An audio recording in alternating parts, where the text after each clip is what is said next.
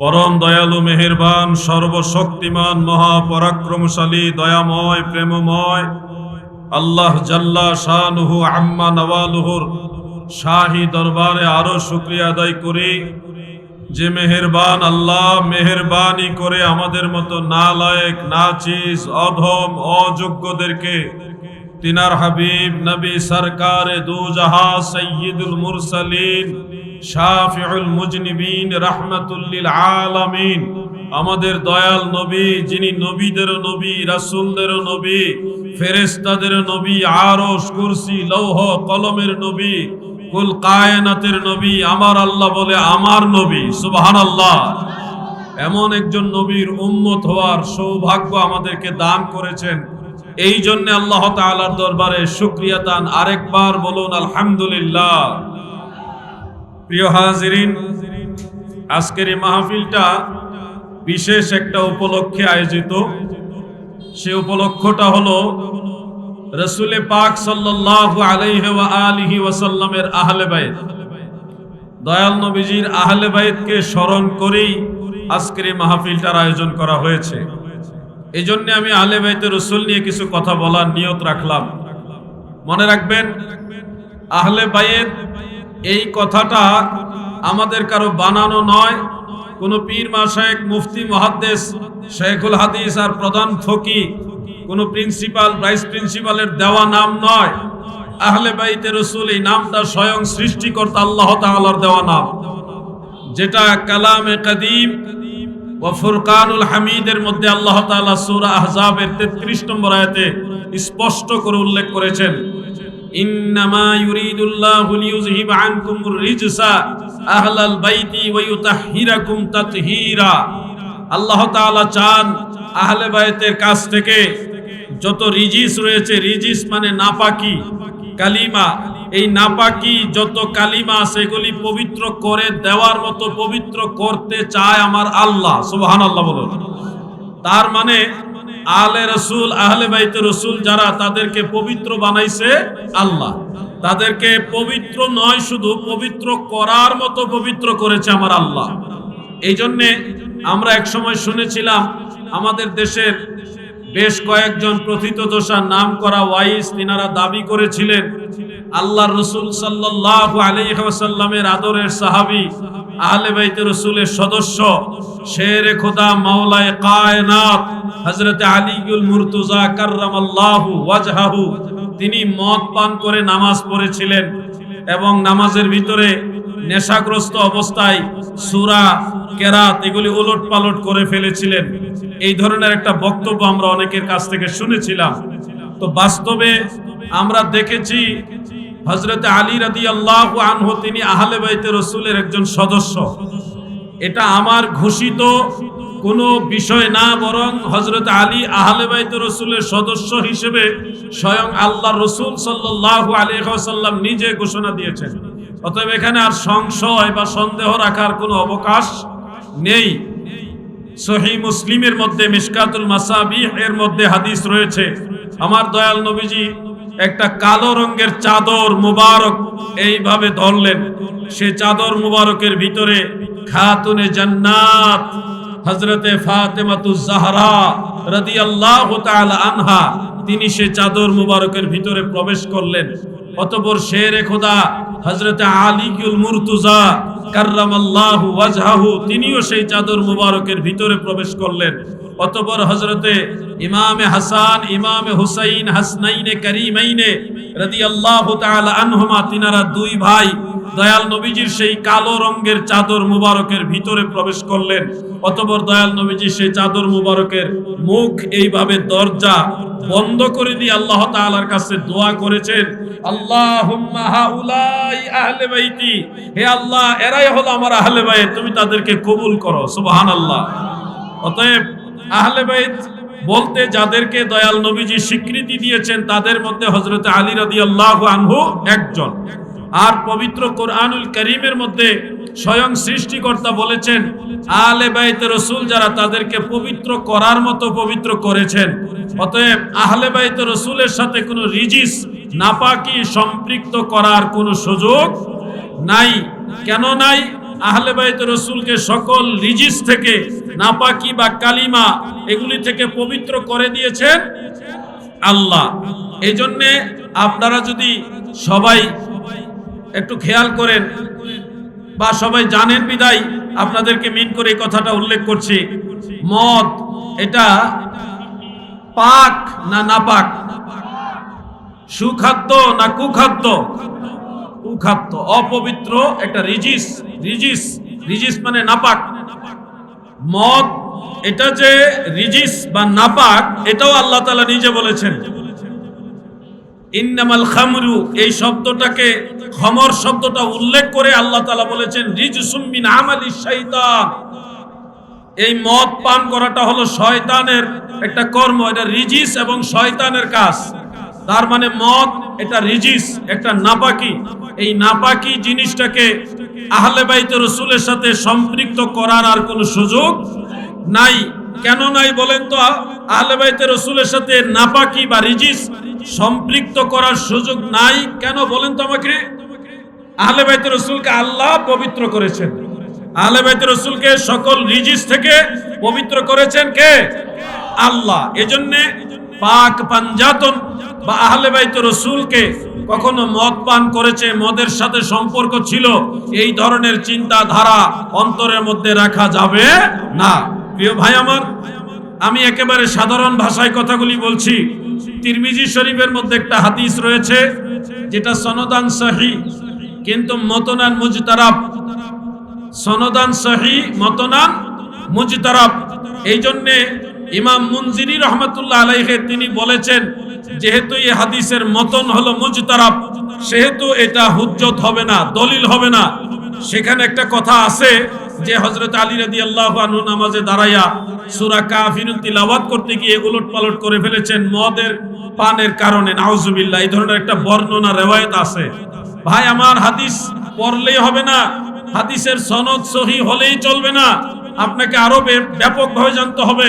উলুমুল হাদিস, আসমাউর রিজাল, এই দুইটা শাস্ত্র যদি আপনার জানা না থাকে, হাদিস পড়ার পরেও আপনি বিভ্রান্ত হয়ে যাবেন। আপনি যদি কোরআন পড়েন কিন্তু নাসিখ মানসুখের জ্ঞান না রাখেন, হুরুফে মুকাত্তাআত, আয়াতে মুতাশাবিহাত, আয়াতে মুহকামাত অথবা উসুলে তাফসীর, এই শাস্ত্র সম্পর্কে যদি আপনার জ্ঞান না থাকে, কোরআন পড়ার পরেও আপনি বিভ্রান্ত হয়ে যাবেন। কোরআন থেকে সঠিক মর্ম আপনি উদ্ধার করতে পারবেন না। শুধু একটা বাংলা অনুবাদ করে অ্যাপস থেকে কিংবা গুগল থেকে একটা অনুবাদ করা হাদিস আপনি পড়েই আপনি যদি মনে করেন না আপনি সঠিক পথে আছেন, না গো দাদু, এত সহজ হইলে মাদ্রাসা পড়ার দরকার ছিল না। যদি বাংলা অনুবাদ করেই কোরআন এবং হাদিস বোঝা সম্ভব হইতো, তাহলে আমাদের কি দরকার ছিল এত বছর মাদ্রাসায় পড়া? এত সহজ না দাদু।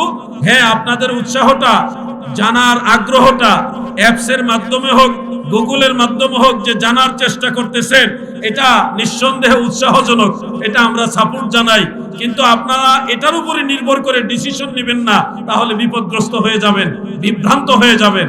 শুনুন, শেরে খোদা হযরত আলী রাদিয়াল্লাহু আনহু তিনি নামাজের মধ্যে সূরা কাফিরুন তেলাওয়াত করতে গিয়ে তিনি উলটপালট করে ফেলেছেন, অথবা মদ পান করে, নাউজুবিল্লাহ, মদ পান করে নামাজে দাঁড়িয়েছেন। এই বর্ণনাটা কয়েকটা কারণে মুজতারাব। ইমাম মুনজিরি রাহিমাহুল্লাহু তাআলা সহ বেশ কয়েকজন প্রাচীন নুক্কাত পর্যায়ের মুহাদ্দিস তিনারা সবাই স্পষ্ট করে উল্লেখ করেছেন যে এই হাদিসে কে নামাজ পড়াইছেন, হযরত আলী রাদিয়াল্লাহু আনহু নাকি আরেকজন সাহাবী নাকি বাড়িওয়ালা সাহাবী, এই ব্যাপারে তিনটা মত আছে। এরপরে এই বর্ণনার মধ্যে কোন নামাজ, আসরের নামাজ না মাগরিবের নামাজ, এই নামাজ নিয়েও বেশ কম আছে। নামাজের মধ্যে নামাজ এটা কোন নামাজ, এই নামাজটা নিয়েও মতানৈক্য আছে। এক কথায় এই হাদিসের মূল যে ভাষ্য, মূল যে মতন, এই মতনটার মধ্যে অনেক ধরনের বিচ্ছিন্নতা বা ইজতিরাব আছে, যার কারণে মুহাদ্দিসিনে কেরাম এটাকে দলিলের উপযুক্ত মনে করেন নাই। বরং সর্বসম্মতিক্রমে সহিহ যে রিওয়ায়াত, যেটার সনদ এবং মতন দুইটাই সহিহ, দুইটাই হুজ্জত হওয়ার উপযুক্ত, সেই রিওয়ায়াত থেকে স্পষ্ট প্রমাণ হয়, যেটা আল মুস্তাদরাক আলা সাহিহাইনের মধ্যে ইমাম হাকিম নিসাবুরি রাহমাতুল্লাহ আলাইহি তিনি উল্লেখ করেছেন, যেখানে হযরত আলী রাদিয়াল্লাহু আনহু মদ পান করার কথা উল্লেখ নাই, হযরত আলী রাদিয়াল্লাহু আনহু নামাজ পড়াইছেন এই কথা উল্লেখ নাই। এটা সর্বসম্মতি ক্রমে সহিহ, সনদ সহিহ, মতন সহিহ। অতএব আমি আমার আলোচনাটা, এই কঠিন আলোচনাটা আপনাদের জন্য অনেকের কাছে এটা কঠিন হবে, বুঝতে একটু হয়তো একটু হবে, কিন্তু তারপরও বন্দর নারায়ণগঞ্জ এটা শিক্ষিত মানুষের এরিয়া। এখানে বেশিরভাগ মানুষ আলহামদুলিল্লাহ তিনারা ধর্ম কর্ম সম্পর্কে ভালো জ্ঞান রাখেন। এই জন্য আমি জটিল হলে বিষয়টা আপনাদের সামনে তুলে ধরলাম। কেউ যদি সে যত বড় স্কলার হোক, সে পিএইচডি ডিগ্রিধারী হোক, ডক্টরেট ডিগ্রিধারী হোক, সে চ্যান্সেলর ভাইস চ্যান্সেলর হোক, সে প্রিন্সিপাল ভাইস প্রিন্সিপাল হোক, শাইখুল হাদিস হোক, আর যেই হোক, হযরত আলী রাদিয়াল্লাহু আনহু সহ আহলে বাইত রাসূলকে যারা মদের তোহমত দিবে, মদ পান করার অভিযোগ দিবে, তারা আর যাই হোক তারা সঠিক হতে পারে না, তারা নবীর আশিক হতে পারে না। আমার এই কথাগুলি বিদ্বেষমূলক নয়। আমি কারো প্রতি হিংসা করে, কারো প্রতি আক্রমণাত্মক উদ্দেশ্যে এই কথাগুলি বলছি না। আমি আল্লাহ রসুল এবং আহলে বাইত রসুলের মহব্বতে এই কথাটা বলছি, সত্য কথা বলতেছি।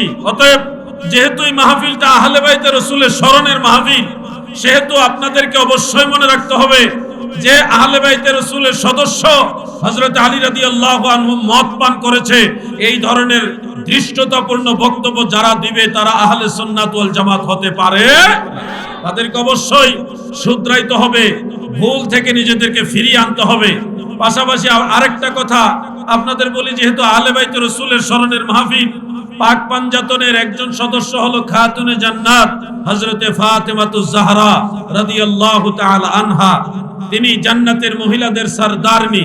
ইন্না ফাতেমাতা বিনতা রাসূলিল্লাহি সাল্লাল্লাহু আলাইহি ওয়াসাল্লাম সাইয়্যিদাতুন নিসাই ফিল জান্নাহ, নিশ্চয় আল্লাহ রাসূলের কন্যা ফাতেমা জান্নাতের সমস্ত মহিলাদের সরদারনি।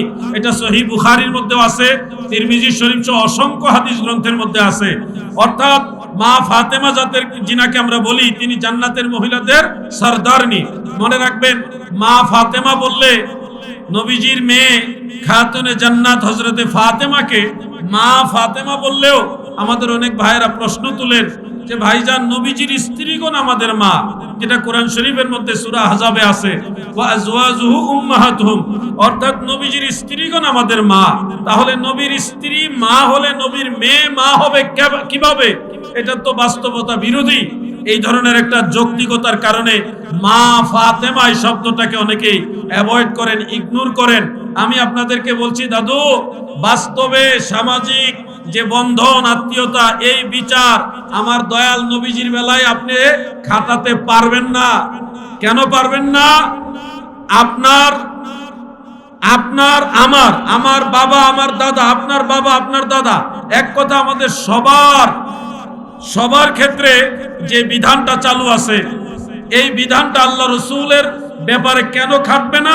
মনে রাখবেন, আমার দয়াল নবী গোটা দুনিয়াতে যত মানুষ ছিল, আছে, আসবে, যত রূহ ছিল, আছে, আসবে, সমস্ত মানবতা সহ সমস্ত রূহ সমূহের বাবা হলো মুহাম্মাদুর রাসূলুল্লাহ সাল্লাল্লাহু আলাইহি ওয়াসাল্লাম। অর্থাৎ আদম নবীর বাস্তবে কোনো বাবা নাই, ওনাকে আল্লাহ তাআলা বাবা ছাড়াই সৃষ্টি করেছেন। বিবি হাওয়া আলাইহাস সালাম, তিনার কোনো বাবা নাই, উনাকেও আল্লাহ তাআলা বাবা মা ছাড়া ব্যতীত ওনাকে সৃষ্টি করেছেন। হযরতে ঈসা আলাইহিস সালাম, তিনাকেও আল্লাহ তাআলা বাবা ছাড়া সৃষ্টি করেছেন, ওনাদের কোনো বাবা নাই।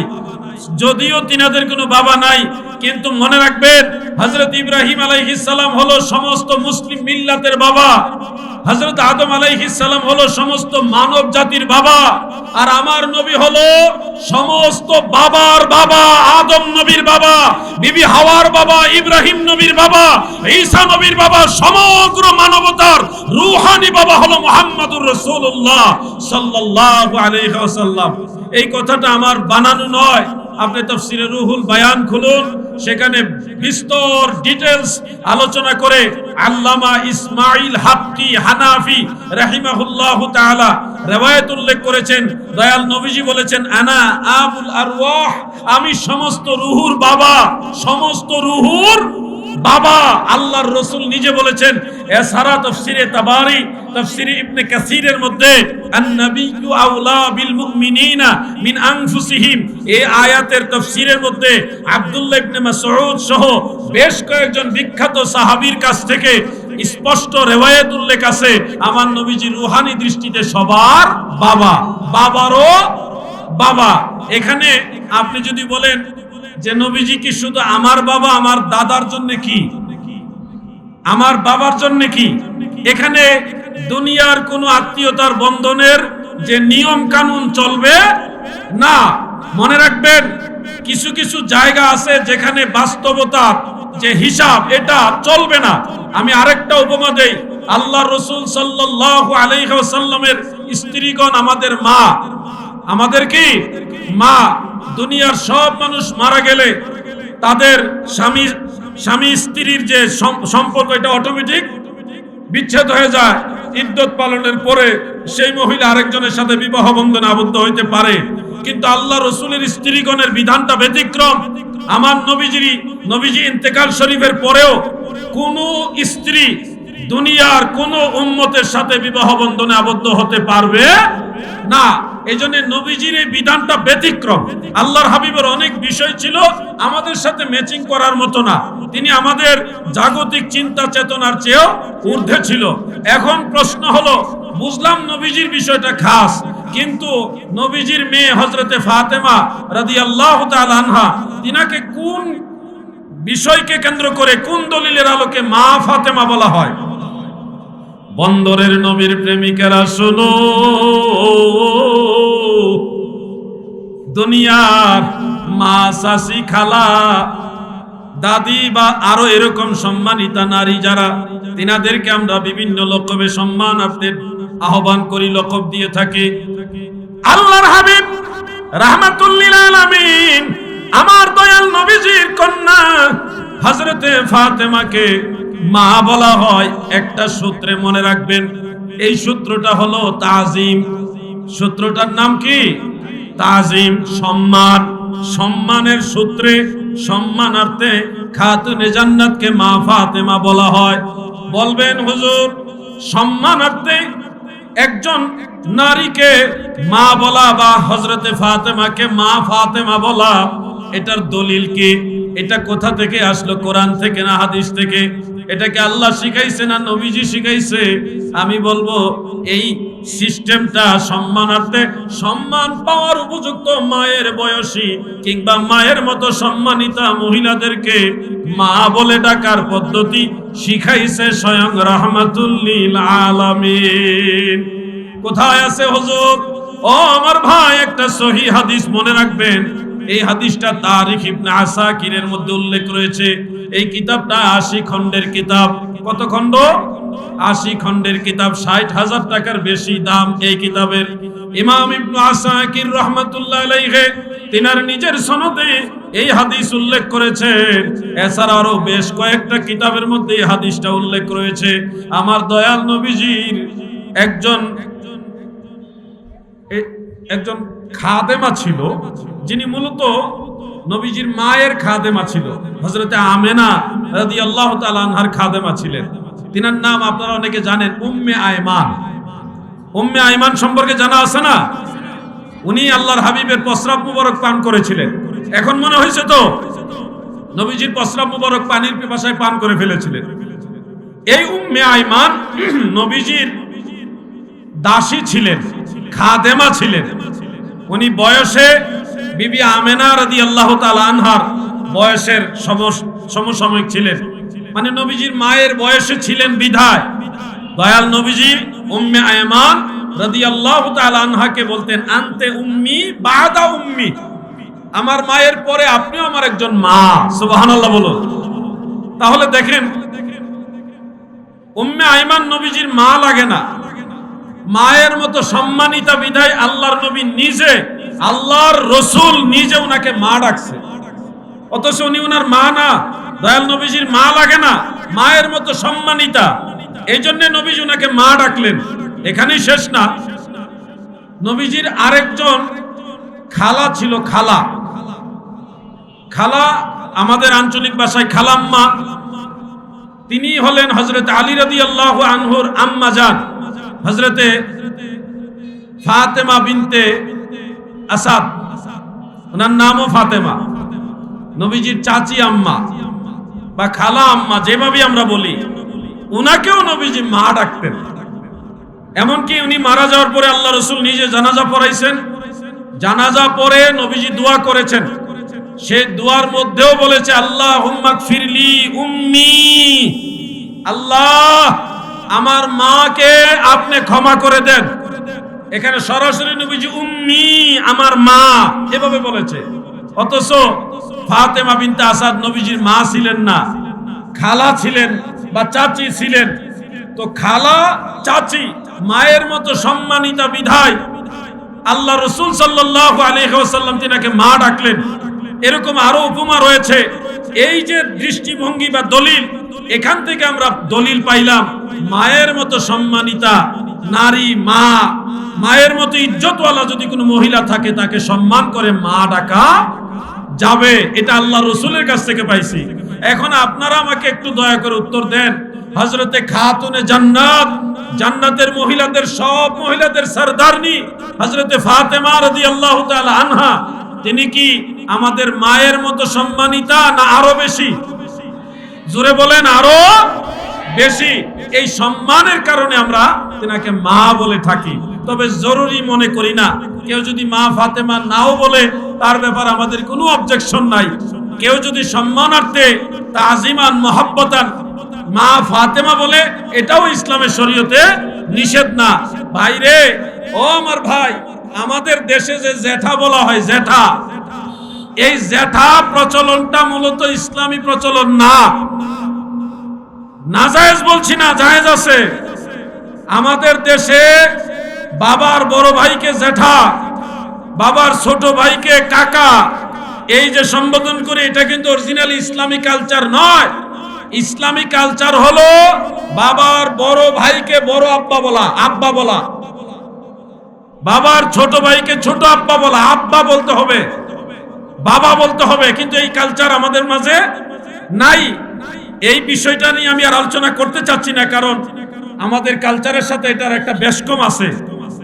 পরে আবার আমাদের মধ্যে একটা হেজিটেশন দেখা দিবে। এই জন্য আমি শুধু বলছি, কালচার, আরবের যে কালচার, মদিনাওয়ালার যে কালচার, সেই কালচারের দাদাকেও বাবার কাতারে আনা হয়েছে।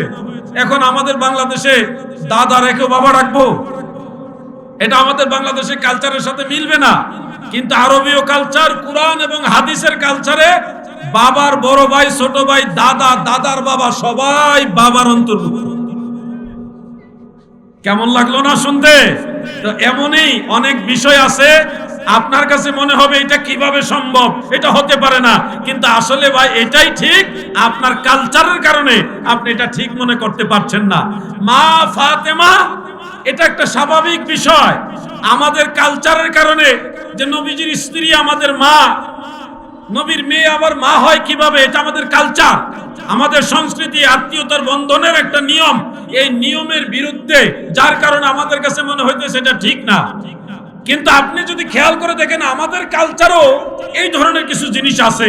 আপনারা মেহেরবানি করে আমাকে একটু বলুন তো, আপনার স্ত্রীর মা, আপনার স্ত্রীর মাকে কি বলেন? লজ্জার তো কিছু নাই, সবাই যারা মেরিট পারসন সবারই তো শাশুড়ি আছে। কি বলেন? শাশি বলেন, কি বলেন? আম্মা বলেন। এই যে আম্মা বলতেছেন, কোরআন এবং হাদিস দ্বারা কোথাও সুস্পষ্ট শরীফ পর্যায়ের নস দ্বারা স্ত্রীর মাকে যে আম্মা বলতে হবে, এটার কোনো দলিল নাই। কিন্তু কেন আম্মা বলেন? উনি আমার মায়ের বয়সী, আমার স্ত্রী, আমার সহধর্মিণী, আমার সহধর্মিণীর মা, আমার স্ত্রীর বা আমার সহধর্মিণীর মা, তার মানে আমার মায়ের মতো, আমার মায়ের মতো সম্মানিতা। এই জন্য আমরা আম্মা বলি। এটা একটা কালচারের কারণে, একটা সংস্কৃতির কারণে, এটা আমাদের খুব সহজে বুঝে আসে। আপনার পাশে যদি ছোট্ট একটা বাচ্চা, মেয়ে বাচ্চা আসে, তো তার মাথায় যদি আদর করে কোনো কিছু বলতে চান, তাকে কি বলে সম্বোধন করবেন? আম্মা বলবেন না? আম্মু কেমন আছো, মা কেমন আছো, মা দুষ্টামি করো না, মা স্কুলে যাও, আম্মু স্কুলে যাও, এই তো নাকি? এটা যেমন নাজায়েজ না, খাতুনে জান্নাতকে মা ফাতেমা বলাও নাজায়েজ না। এটা একটা সাধারণ বিষয়, কিন্তু অনেক ভাইরা এটাকে খুব সেনসিটিভ মনে করে। মা ফাতেমা বললেই ওনাদের জন্য কেমন একটা ইতস্তবোধ, যে মা ফাতেমা বলা ঠিক না। আল্লাহ যেন ওই ভাইদের বুঝার তৌফিক দেন, বলে না আমিন। একটু দুরূদ শরীফ পড়েন। অনেক লোকজন হয়েছেন, প্রথম এত লোক নিয়ে বসি নাই, অনেক লোকজন হয়েছেন। আমার অনেক ভাইরা পাশে দাঁড়িয়ে আছেন। আল্লাহ পাকের অশেষ দয়ায় গতকালের চেয়ে আজকের আবহাওয়াটা ভালো, আল্লাহ দয়া করছে, আলহামদুলিল্লাহ বলেন। আপনারা যারা দাঁড়িয়ে আছেন, যদি কষ্ট না নেই একটু বসলে খুশি হব। নারায়ে তাকবীর, নারায়ে রিসালাত, আহলে সুন্নাত ওয়াল জামাত, আল্লামা মুশাররফ হোসেন হেলালি সাহেবের আগমন, আল্লামা মুশাররফ হোসেন হেলালি দাদার আগমন। নারায়ে তাকবীর, নারায়ে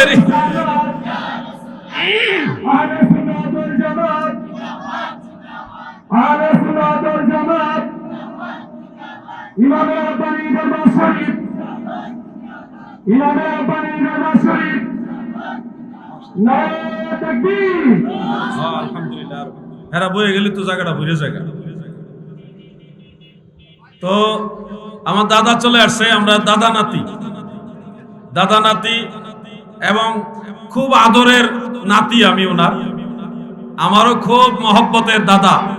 সেই হিসাবে দাদা নাতির মধ্যে অনেক সখ্যতা, আন্তরিকতা। তো দাদা চলে আসছে, নাতি মাইক ছেড়ে দিবে, এটাই নিয়ম। আমি আপনাদেরকে আর আগেই বলছি, আলোচনা শোনাইবার মতো স্কোপ নাই, এজন্য আমি বেশি দুরূদ শরীফও পড়ি নাই। কারণ দুরূদ শরীফ পড়তে গেলে এইটুকু কথা আমি বলতে পারতাম না। কথা বুঝতেছেন তো আপনারা? এই জন্য আপনারা আহলে বাইত রাসূলকে ভালোবাসবেন। আমার একটা অনুরোধ, পাক পাঞ্জাতনকে হৃদয় থেকে ধারণ করবেন, ভালোবাসবেন। নবীর বংশ ঈমানের অংশ, এটা মনে রাখবেন। কখনো যেন নবীর আওলাদ নিয়ে বাজে মন্তব্য করবেন না। প্রয়োজনে চুপ থাকবেন। আহলে বাইত রাসূল নিয়ে কখনো কোনো নেগেটিভ মন্তব্য করার সুযোগ নাই। পাশাপাশি আল্লাহর রাসূলের যত সাহাবী আছে, সাহাবাই কেরাম সম্পর্কে কোনো বাজে মন্তব্য করা যাবে না। আহলে বাইত রাসূল আমাদের কলিজার বুটা, আসহাবে রাসূল আমাদের কলিজার বুটা। আমরা সবাইকে সম্মান করব। স্পষ্ট করে বলে যাচ্ছি, আহলে বাইত রাসূলের দোহাই দিয়ে কেউ যদি আবু বকর সিদ্দিক রাদিয়াল্লাহু আনহুর সমালোচনা করে, হযরত ওমর ফারুক রাদিয়াল্লাহু আনহুর সমালোচনা করে, উসমান জুন নূরাইন রাদিয়াল্লাহু আনহুর সমালোচনা করে, আম্মা জান আয়েশা সিদ্দিকা রাদিয়াল্লাহু তাআলা আনহার সমালোচনা করে, হযরত আব্দুল্লাহ ইবনে জুবাইর রাদিয়াল্লাহু আনহুর সমালোচনা করে, আহলে বাইত রাসূলের দোহাই দিয়া কেউ যদি হযরত আমিরে মুয়াবিয়া রাদিয়াল্লাহু আনহুকেও সমালোচনা করে, একজন আদনা দরজার সাহাবী নিয়েও যদি সমালোচনা করে, আপনারা মনে করবেন সে সঠিক পথে নাই। যারা আহলে সুন্নাহ, তারা সব সময় আহলে বাইতে রাসূলকেও মানবে, আসহাবে রাসূলকেও সম্মান করবে। আমরা কোনোদিন নবীর কোন সাহাবীর সমালোচনার দিকে যাব না। মনে থাকবো তো আপনাদের? শেষ কথাটা হলো আজকে আল্লামা মুশাররফ হোসেন হেলালি দাদা মঞ্চে চলে আসছেন। সেই মঞ্চটা কেমন যেন আল্লাহ পাকের দয়ায় ভরপুর হয়ে গেছে। তো এইভাবে যুগের পরে যুগ সুন্নি জামাতের বড় বড় আলেমরা এই ময়দানে খেদমতের আঞ্জাম দিয়ে গেছেন। আপনাদের কি মনে পড়ে আল্লামা প্রিন্সিপাল এম.এ. জলিল রহমাতুল্লাহ আলাইহির কথা? মনে পড়ে? আপনাদের কি মনে পড়ে মাওলানা বাকি বিল্লাহ জালালি সাহেবের কথা? এই জমিনে খেদমত করে গেছেন। এরকম অসংখ্য উলামায়ে কেরাম। কখনো কোনো আলেমকে নিয়ে বাজে মন্তব্য করবেন না। তিনারা দিন কি দিন, রাত কি রাত চেষ্টা করেছেন ময়দানে আহলে সুন্নাত ওয়াল জামাতের খেদমতের আঞ্জাম দেওয়ার জন্য। তো সর্বোপরি আমাদের সুন্নি জামাতের আলেমরা একে অপরের পরিপূরক। আমরা কেউ বলতে পারবো না যে আমার কোনো ভুল নাই, আমার কোনো ত্রুটি নাই। আমরা ভুল ত্রুটি থাকা সত্ত্বেও মদিনাওয়ালার গোলামি করার চেষ্টা করি। এটা হলো আমাদের প্রাপ্তি বা আমাদের মূল আন্তরিক একটা পাওয়া, যে আমরা মদিনাওয়ালার গোলামি করি, সুন্নিয়তের গোলামি করি। এই ক্ষেত্রে বড় আলেম, ছোট আলেম সবাইকে আপনারা সম্মান করবেন। আমার এটা অনুরোধ। আল্লাহর হাবিবের মহব্বতে মদিনাওয়ালার সুন্নিয়তের ময়দানে যারা খেদমত করে গেছে তাদেরকে সম্মান করবেন। আমি মাঝে মধ্যে বলি হাফেজ মাওলানা তোফাজ্জল হোসেন ভৈরবী সাহেবের কথা। ওই লোকটা আশেকে রাসূল ছিল। এই জমিনে ভৈরবী মা বোন কত ভাই বাবা কত মানুষ মায়ের ওয়াজ শুনে কাঁদছে, ওলি আল্লাহর ওয়াজ শুনে কাঁদছে। কাঁদছেন কিনা ভাই? আমাদের ফ্যামিলিগত যারা আছে, আমার আব্বা জান আম্মা জান, আমরা ভাই বোন সবাই তোফাজ্জল হোসেন ভৈরবী সাহেবের আলোচনা শুনতাম এবং ওনার মায়ের আলোচনাগুলি শুনে আমাদের ফ্যামিলি সবাই কাঁদছে। এই মানুষটা চেষ্টা করে গেছে সুন্নিয়তের খেদমত করার জন্য। আমরা তার জন্য দোয়া করি, আল্লাহ ওনাকে জান্নাতের মেহমান হিসেবে কবুল করুক, বলে না আমিন। উনি কিন্তু একটা গজল গাইতেন, নবীর মহব্বতের গজল।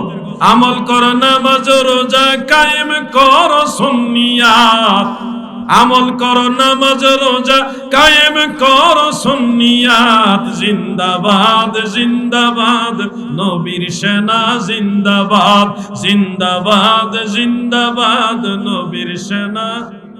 বলুন আমল কর নামাজ রোজা আমল কর কায়েম কর সুন্নিয়াত, আমল কর নামাজ রোজা কায়েম কর সুন্নিয়াত, জিন্দাবাদ জিন্দাবাদ নবীর সেনা জিন্দাবাদ, জিন্দাবাদ জিন্দাবাদ নবীর সেনা জিন্দাবাদ।